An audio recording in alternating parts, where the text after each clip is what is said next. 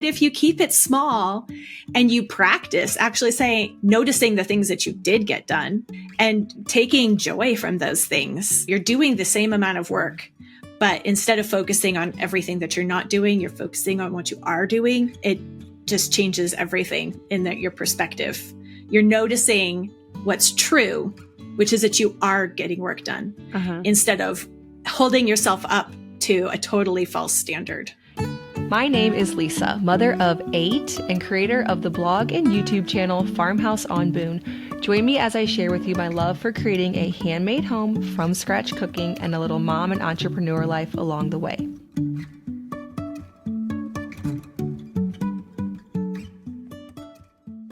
Welcome back to the Simple Farmhouse Life podcast. Today, we are going to be chatting overwhelm in homemaking and motherhood and practical ways to fix that. Something about homemaking, it's very repetitive in our lives. Usually prior to homemaking, we have something where we have a project that we complete, we get graded on that, or we get compensated for that. And then in homemaking, all of that changes, and it can be hard to wrap our brains around figuring out what to prioritize, what foot to put in front of the other. I had several months back a guest on the podcast that talked about always just doing the next right thing. And, I guess it didn't occur to me that it's not always clear what the next right thing is. So we're going to be talking a bit about that, and hopefully you'll find a lot of encouragement from this episode. Welcome, Misty. Thank you so much for joining me. Today we're going to talk about overwhelm as a mom, staying organized. This is something, even if we feel like we have that all together, which who does? Nobody thinks that. But I mean, we talk about it a lot on here. You can always have reminders, especially hearing from another mom in the similar situation. So let's start with introductions. Tell us a bit about yourself. I have 5 kids. My husband and I live in Moscow, Idaho, and we homeschool. Actually, both my husband and I were homeschooled ourselves, and now we're homeschooling. Done with 2. Cool. 2 are on grown and gone, and 3 still at home. And so I've been homemaking for, it'll be our 23rd anniversary this summer. And there've been a lot of ups and downs over the years. And so I like to write to keep my thoughts together and to process what I've learned. And so it's just been a wonderful opportunity over the years with the explosion of the internet to get to share those thoughts with everyone and help them. Yes, that is so cool. So let's talk a bit about your mission on the internet. You have a website and you talk about loving to be a homemaker despite sinks full of dirty dishes, hampers piled with laundry, crumbs on the floor, children wanting to eat again, enjoying your life as a mom without giving into perfectionism or overwhelm. That's tricky. But yes, let's talk a little bit about that mission, then we'll break it down. Yeah, well, over the years as I had, a bunch of little kids underfoot and trying to manage, I came to homemaking. I'm the oldest of 7 kids. I was homeschooled. I thought that this was going to be like a no-brainer. I was just going to do it. It was going to be fine. It's not that hard. Let's just do a good job. And then it turned out that it was actually hard. Yeah. And I couldn't even for a time figure out why it felt so hard. But I had a really interesting experience. A couple of years ago, I had a weird blog comment that was left. I didn't actually approve it, but I have an old blog post that was on having kids help you with chores. And someone left this very long comment against having kids do any kind of work at all and against kids' chores. But one comment that this guy made was, it doesn't take years to teach someone how to do something that anyone can learn to do in 5 minutes. And that comment just was eye-opening to me because I realized that is our view of housework. And that was my view actually when I had a bunch of little kids, and I thought this is actually just menial, brainless, easy work that anyone could do. And so, of course, I'll be able to do a great job.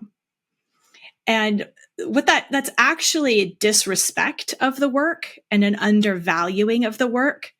And then that leads to an undervaluing of ourselves and an undervaluing of the home and the whole business going on in the home.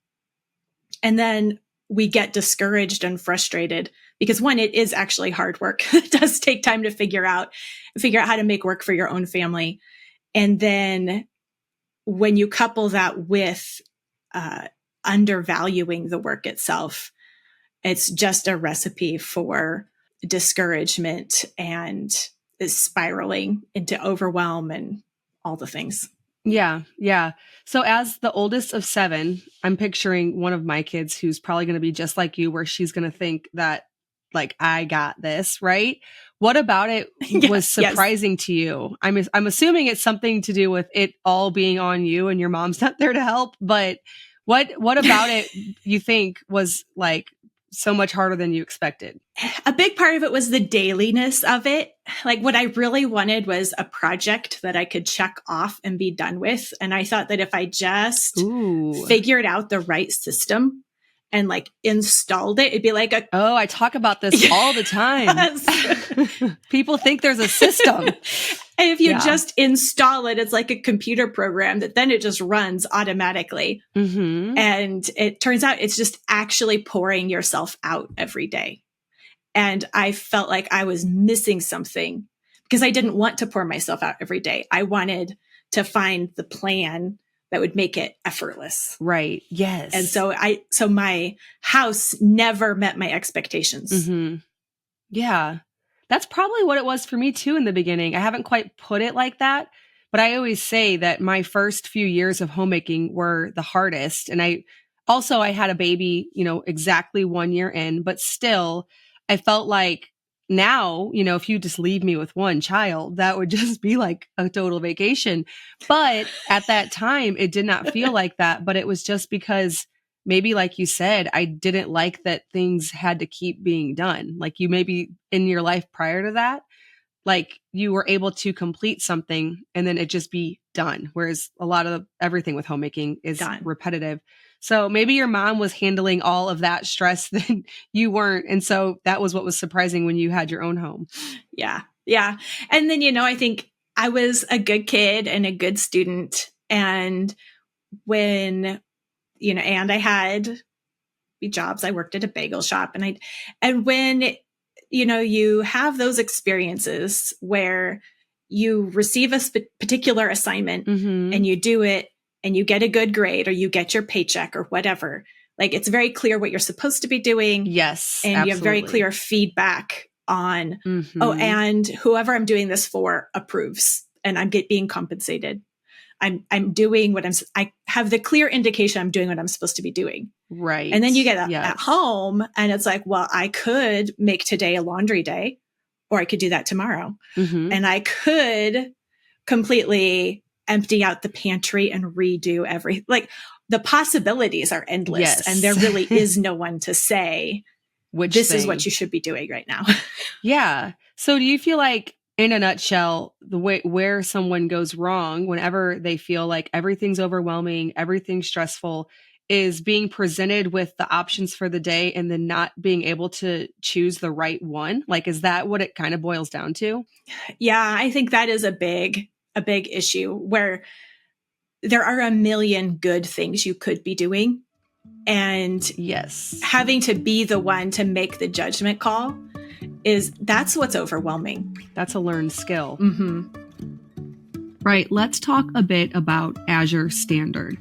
Azure Standard is one of the sponsors of this podcast. I have been loving them for many, many years before I even started a blog. So the way that it works, it's kind of like a co-op where several people get together, they meet at a drop location, a big truck comes in, and you get these really great prices on natural and organic things. So I like to get things like bulk grains, bulk sugars, oatmeal, whole grain flour. We even get animal feed. We get butter from Azure Standard.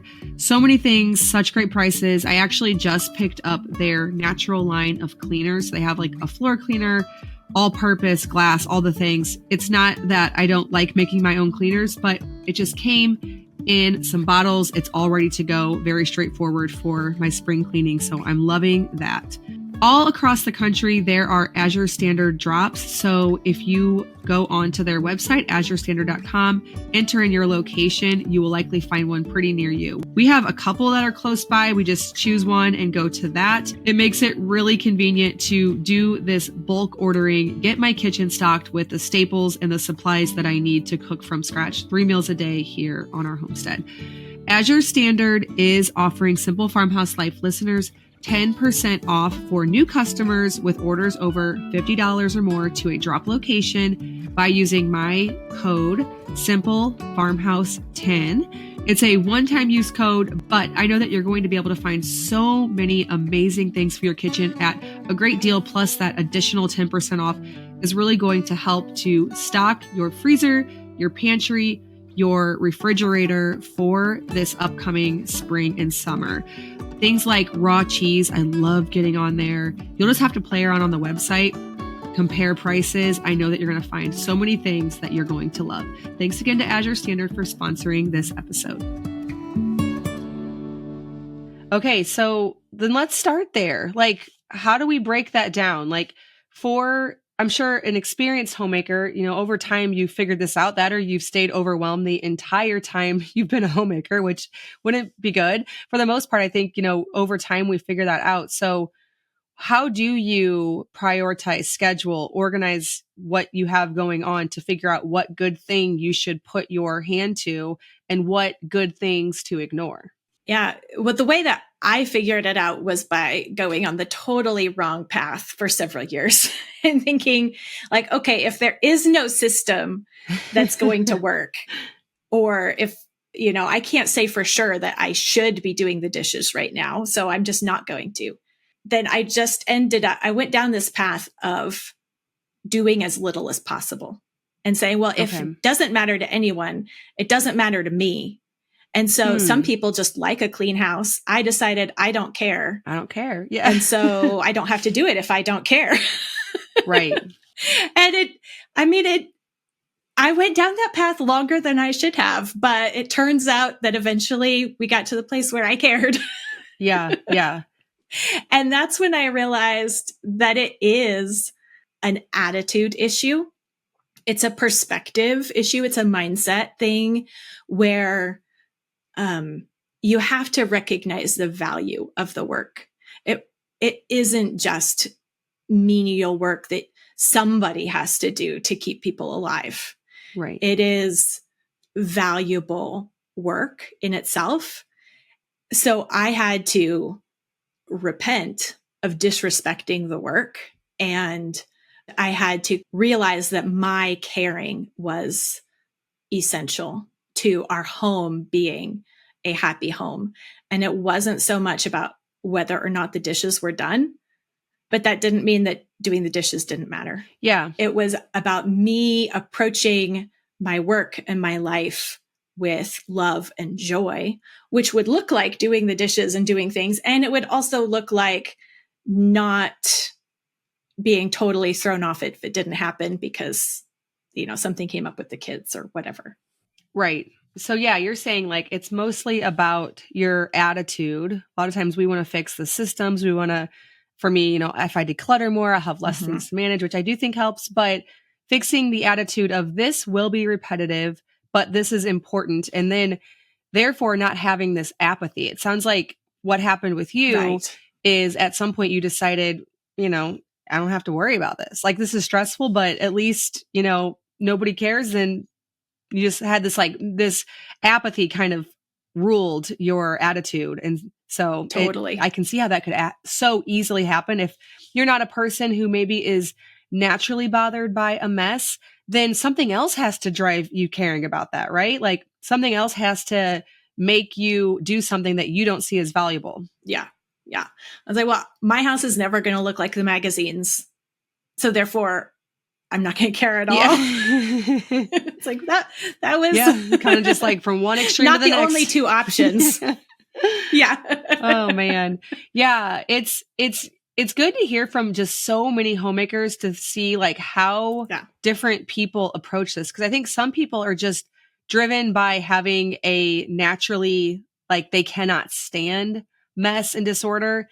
But then if that can just go on in the background without really causing you much stress, I could see how it would be hard to know where to move next. So that makes sense. Now, where would you say is the best place to begin organizing? We talked about how there's not really a system, but certainly there are things you can do to make everything a little bit easier, even though it's going to happen again the next day. But where do you even start with all that? Yeah, there are a few things that I've found that are really key for just feeling like you're moving forward a little bit, because the overwhelming piece is really just how many moving parts there are, and having that vision of wanting all of them running smoothly.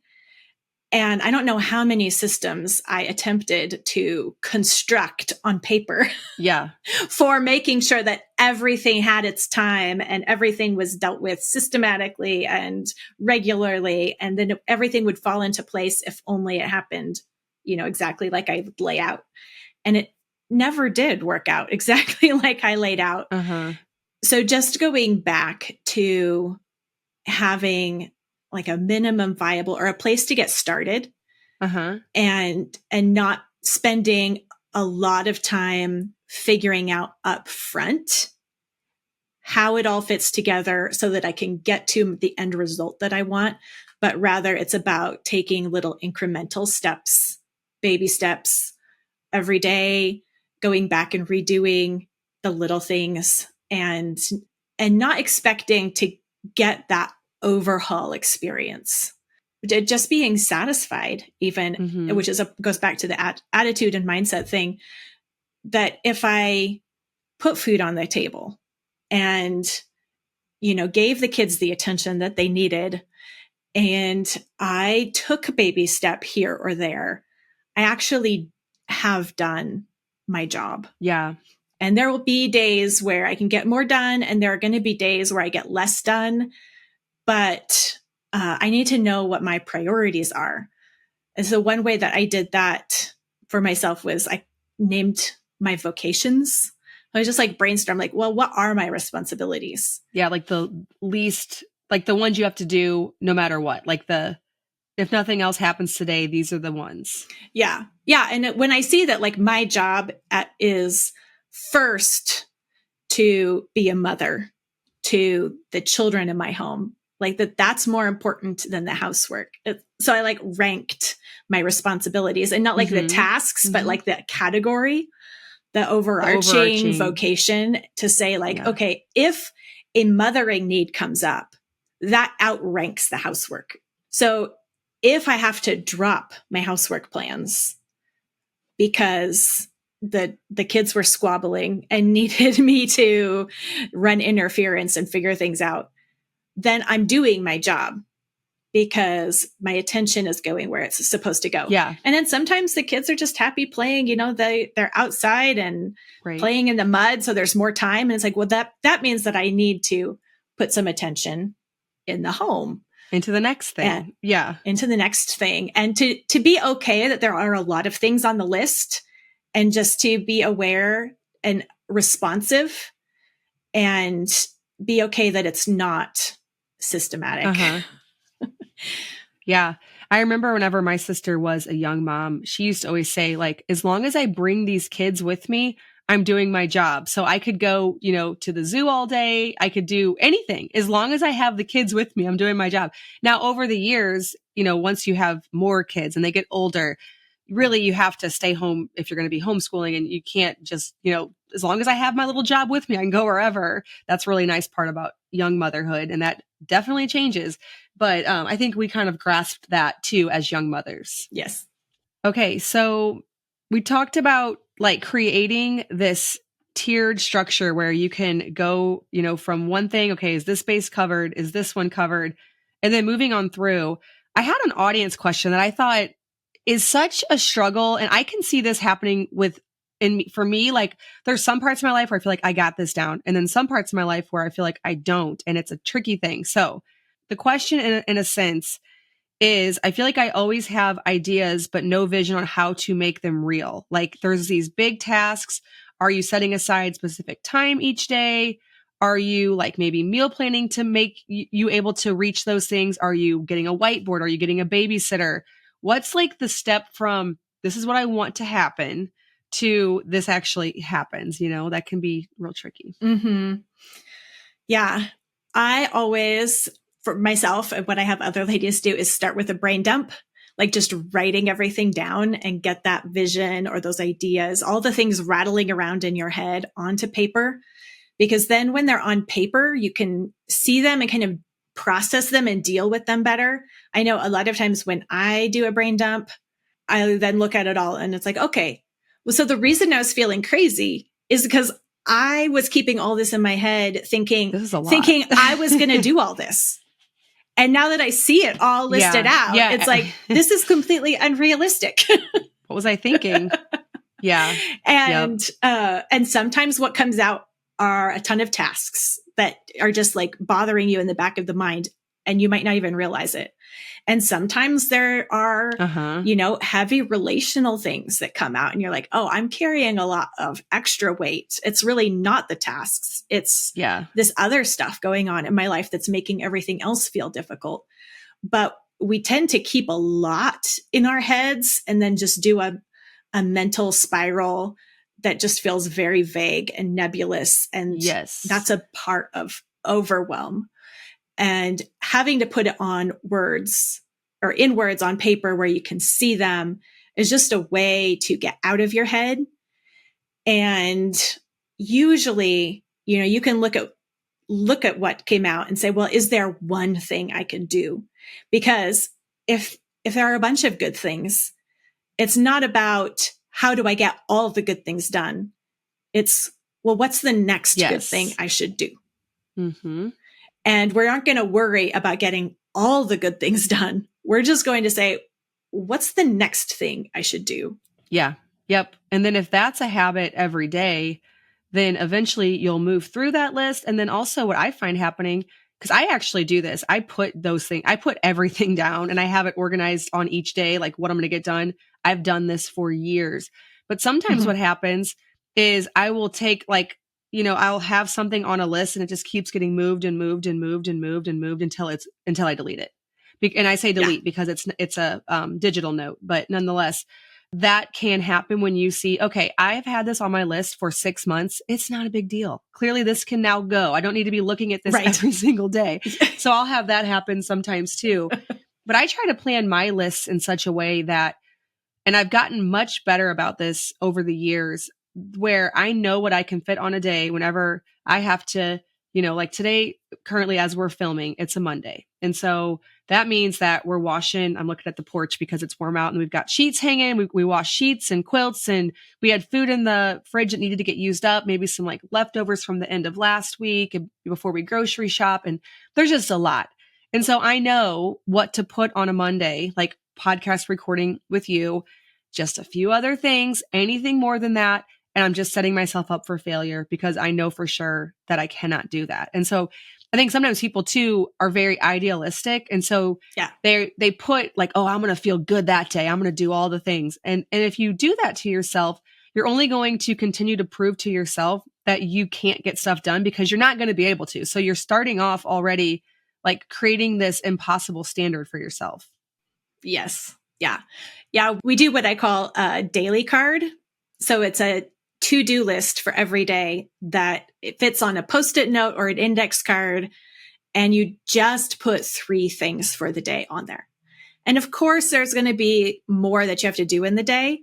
But if you know ahead of time or choose ahead of time 3 things as like, this is what actually matters today. And anything else is bonus or extra. And a big part of that process is actually just letting yourself recognize that if I got those 3 things done, I actually am required to call this day successful. Okay. Yeah. Because what happens so often for most of us, is we have the impossibly long list. Yeah. And because it never gets done, we say, well, I didn't do XYZ. And we focus on all the things we didn't do and end the day feeling like it could have been better. Right, right. And then you start the next day feeling like, well, time to start this impossible life again. Yes, exactly. But if you keep it small and you practice actually noticing the things that you did get done and taking joy from those things, then suddenly it's, you're doing the same amount of work, but instead of focusing on everything that you're not doing, you're focusing on what you are doing. And it just changes everything in your perspective. You're noticing what's true, which is that you are getting work done instead of holding yourself up to a totally false standard. Yeah. And then what's more is whenever you make a list like that you actually can't complete, you went into that day knowing full well you couldn't complete it. And so then you give yourself passes. Yeah. Because you set up something impossible. So you're like, you're not really on the hook because there's no way you can do it. Whereas I try to make, and I do, I must say I've gotten good at this. Like I make myself a very realistic list and I know I can do it. And so I better get it done. Now there are days where I have to move something to the next day. That does happen. But for the most part, I pretty much know what to write on the list, that even though it looks small, when you add it all up with a lot of days, it ends up being big, but not over. If you overdo that list and you just in your subconscious say, it's okay if I don't do it, then that's also going to set you up for failure. It really does. Yeah. Well, what I noticed in the way that you're talking about that is that you say it's after practice. Yeah. Yes. I'm not bragging. I've gotten good at this. I've been doing this for 16 years and I was terrible at it. So I'm speaking to you as someone who, now I'm like, I'm good at this, but like I wasn't, Right. And that's where a lot of ladies who are in overwhelm will try something out, they say, oh, well, this works for this person, so I'll try it. And, maybe for 2 or 3 days or maybe a week and say, well, it didn't work. It's not for me. It doesn't work for me. It's not my style or whatever, when really it is just practice. And so we call it in Simply Convivial, we call it iterating. Like you're learning from the way that you're working. It's not, okay, this is a system that works apart from me and I see if the system works for me. It's, okay, I'm going to pick what I'm going to do today. And if I didn't get it done, then just ask yourself at the end of the day and be honest, like, why didn't I do it? Is it because I didn't look at my list after I made it? Oh, I do that sometimes. Like, well, we can fix that. Yeah. Yeah. If you don't, a list that you don't look at doesn't usually help. Right. Or is it because I picked only wishful thinking tasks and not what I actually had to do today? So I did all the things I actually had to do and what was on my list was just not actually things I had to do. Right. So right. Then you try again the next day with a better list. Right. And the great thing about a daily task list like that is that you get new practice every day. Every day is a fresh start and a new opportunity to try it out and experiment and learn and improve. And then it's not, throw it all off and try a different overhaul plan. Right. The overhaul plans just don't work in anything in life, whether that's dieting, whether that's exercise. I actually, even knowing this, I try that. Like Luke had me doing, my husband, he had me, and I've stopped working out altogether. So I don't even work out right now. Like I said, I'm good at this in some areas of my life, other areas terrible. And so he was doing this really like 10, 15 minute little workout plan. And I just was like, what is this doing to me? And so then one day he wasn't home and I was like, well, I'm going to do all of this times like 4, because to me, it's like, where am I going to get in 15 minutes a day? I was sore for a week. And so here I am. I don't even work out now because I guess that got me out of the habit. I was so sore. I'm, 38 years old and I really try to push myself. And so now, like if I still would have been working 15 minutes a day working out, I would be really somewhere and I'm not. And that's because I think we do this, like we paint these big grand pictures, especially, obviously every episode like this, we have to talk about social media, but we see people who are doing things and they're doing things well. And we think, to get to be like them, I need to devote 10 hours a day. And really they might not have ever done that. And they just are more consistent about something small. And that's just the difference, right? Yeah. Yeah. Well, it's like when I was, trying to come out from the chaos of not caring. And one place that I tried to focus on at first was my bedroom and like making my bed. Because even as a kid, I didn't make my bed. And so what I would notice, I would like spend all day, get it all clean, exactly the way that I would wanted it to look like. The whole thing. The whole thing, a big project and like done. And then it never was done. And right. One of those times I came into my room and I finally realized like I was actually uncomfortable in my room when it was clean, because I never kept my room clean when I was a kid. And like it was this overhaul that was not going to stick. Yep. Because I hadn't built up, the baby step progress changes you gradually, which is how we change. And so it's way more sticky and way more effective to go through that change slowly, bit by bit, than to try to get yourself all clear, exactly the way I want it to be, and then, live forward in that new version of me, which never worked. I think a lot of parallels can be drawn across a lot of different things as to why you might be trying this method that's never going to work for you. If you feel like very overwhelmed in your home and you feel like you never can just move the needle forward on anything.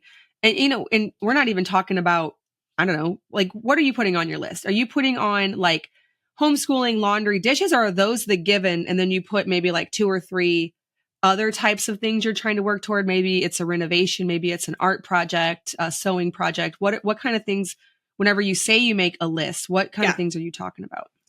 Yeah, it depends on the day and the season for sure. Like if we have something coming up, like a birthday or a holiday, or we're having people over, then food makes it on the list, because that's right.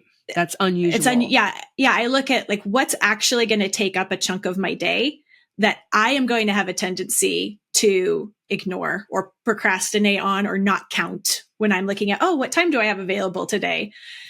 Like what's going to take up the day. So even though we have homeschool hours and, a homeschool plan that's working, it doesn't feel very laborious to do our homeschool day.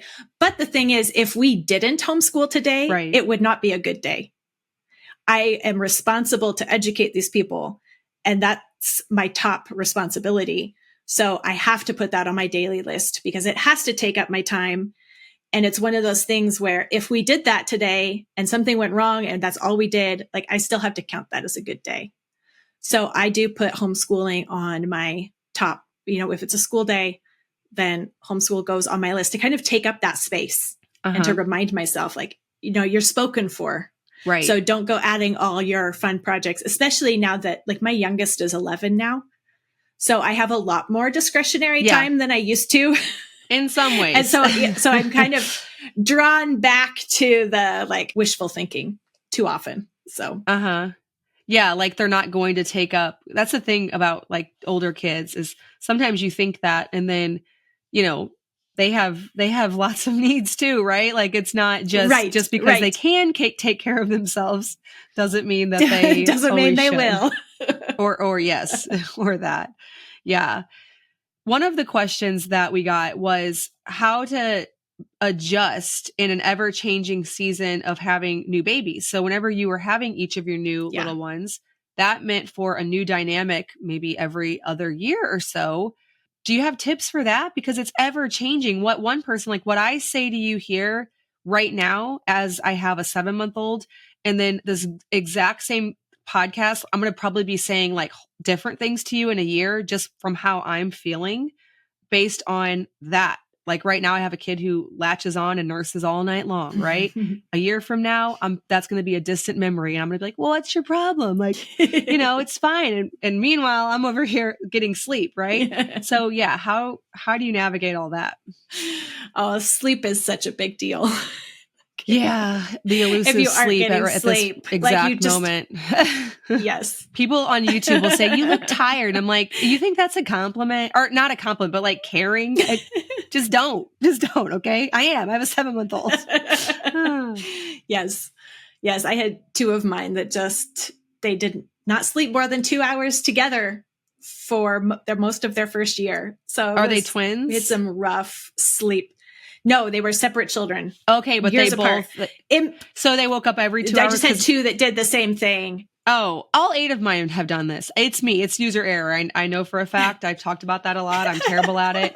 At some point, I will sleep train him, but it hasn't happened yet. And so mine all do this. Like I ruin them in every way possible. Well, it was my second that was terrible. And then, so I read all the sleep books and, all the things for my third. Yeah. And she slept beautifully. So I thought, yay, I figured it out. Now I know what to do. So of course, number 4, I needed to learn that it was not me.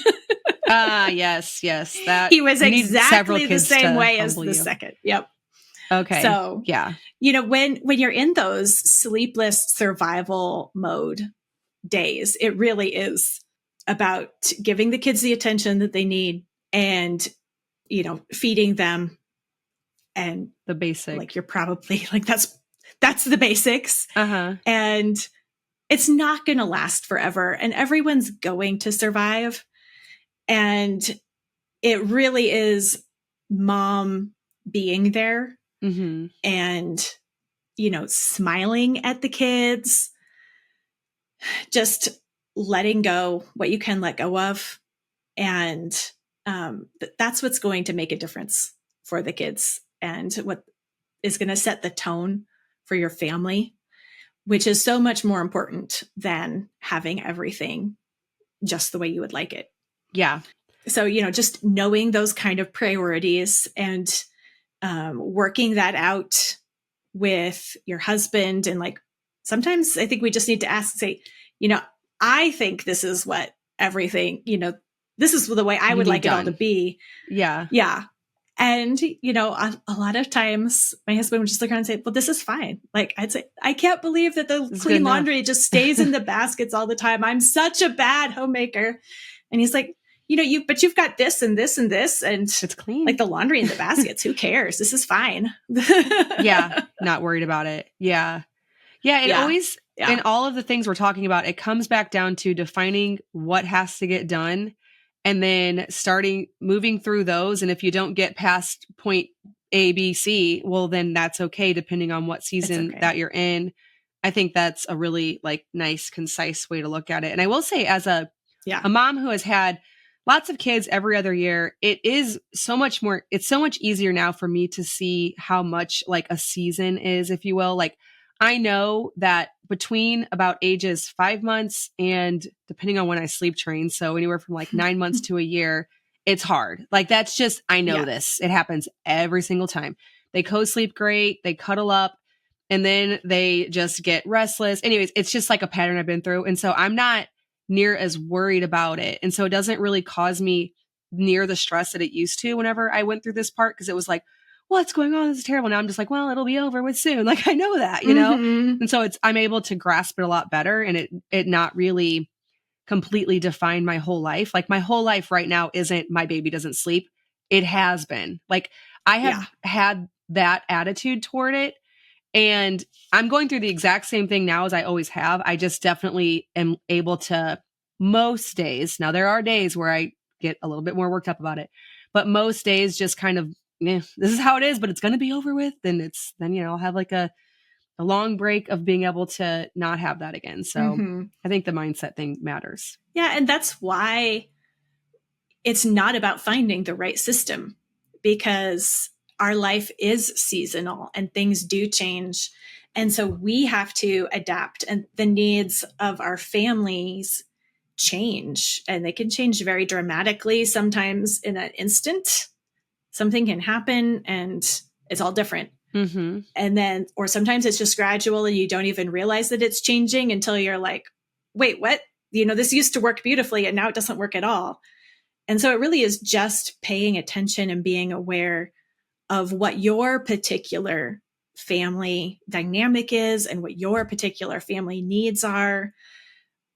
Home routines, like they don't transfer from one house to another. So like if you move, it's really all up for grabs again. And so it isn't like I can figure something out and then I've achieved, new status and then we're fine or good to go, or I can put my attention somewhere else.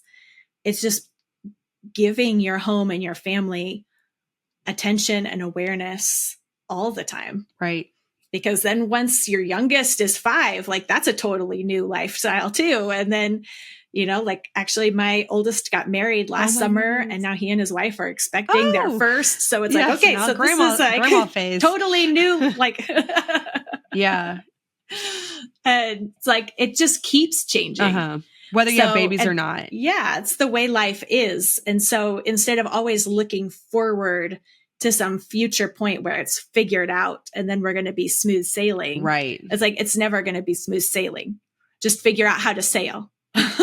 Yeah, I think that's a really good point. I think that we waste a lot of time and energy trying to get a handle on everything and control it all. And then ultimately that is not how any of this works.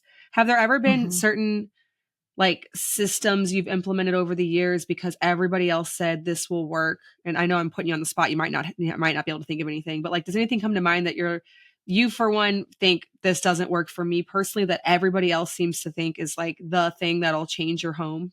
Yeah. I read all the things. I never really got like someone else's checklist or something because I've always been terrible at being told what to do by other people. I like always want to do my own thing. But between the homemaking stuff, and then I also love reading productivity books.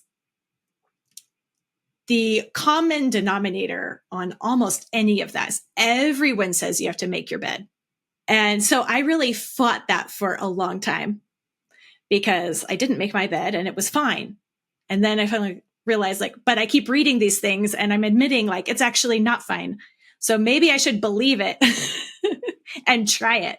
And I tried multiple times to build the habit, like even habit building stuff, says start with making your bed, and it never stuck. And at one point I realized that I was making my bed, telling myself, well, I'll give it a shot, but this is stupid. Okay. Yeah. And so I was even though I was doing the action, I was also mentally reinforcing my opinion that it was stupid. Right. And so of course it was never going to stick. It was like I was repelling the habit, even though I was doing the action. It was a mindset thing. And so I switched it. I started making my bed and then forced myself after the bed was made to step back and look at it and look at the room and say that, you know what, when the bed is made, it actually makes the whole room look nicer. Or doesn't that look nice? I just put a little bit of order in this. And like I said, I just noticed like I wasn't making things up. I wasn't lying.